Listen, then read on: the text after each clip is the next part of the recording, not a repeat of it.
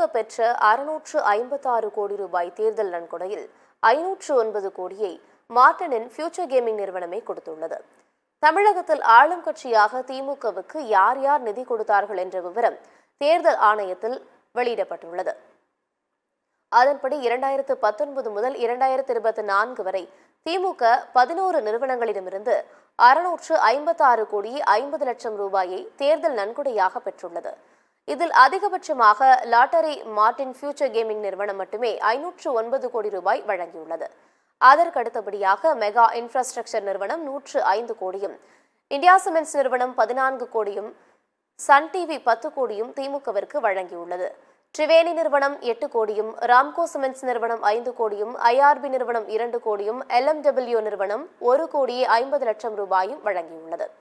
Apollo நிறுவனம் 1 கோடி ரூபாயும், பிர்லா நிறுவனம் 1 கோடி ரூபாயும் திமுகவிற்கு நன்கொடையாக வழங்கியுள்ளது.